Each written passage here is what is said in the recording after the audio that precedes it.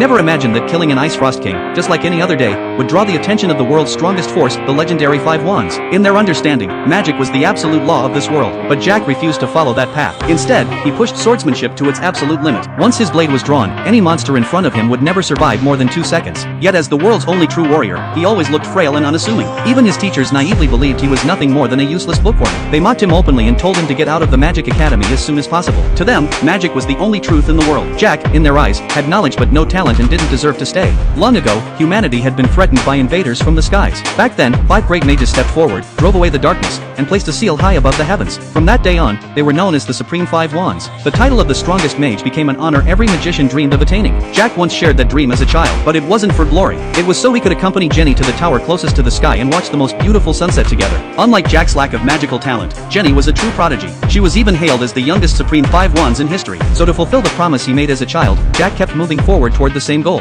Even without talent, he never gave up. To avoid being expelled, Jack ventured into the dungeon every day, slaying monsters to earn tuition credits. Everyone assumed he could only handle the weakest monsters on the upper floors. What they didn't know was that Jack had already reached the 7th floor alone. Only Professor John, who handled combat credits, knew Jack's true strength, but he also knew how dangerous the 7th floor was. So he warned Jack not to venture any deeper, lest he lose his life one day. Besides, to become one of the Five Wands, Jack would need to advance to the upper academy. And to achieve that, it wasn't just combat performance that mattered, knowledge and magic were also required. Without magical ability, Jack could never earn magic credits. Sure enough, in the latest magic exam, he scored a 0 again. After accounting for combat points, he still needed 4 more credits within this week. Hearing that, Jack panicked. There were only 2 days left. He had to find a monster worth 4 credits immediately. Seeing Jack flustered, Professor John hesitated, then kindly mentioned, "I heard a 4-credit monster has appeared on the 6th floor." Jack instantly hugged him, thanking him over and over again. But those words were overheard by William standing outside the door. As the Academy's resident bully, William saw this as his chance to drive Jack away for good. He rushed ahead to the 6th floor, planning to kill the monster before Jack could find it, but he had vastly overestimated himself. The moment the monster appeared, it slaughtered one of his lackeys. Another minion, upon seeing the creature, screamed in sheer terror. Nearby, Jack heard the scream and immediately rushed over. When he saw the monster, he froze in shock. It was an evil spirit sentinel worth 10 credits. Normally, sentinels only appeared on much deeper floors. Had something gone wrong with the dungeon? As that thought crossed his mind, Jack finally saw the victim clearly. To his surprise, it was the usually arrogant William,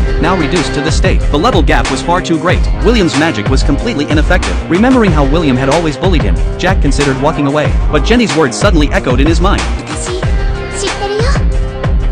ウィルは優しくて、誰よりも勇気があるんだって。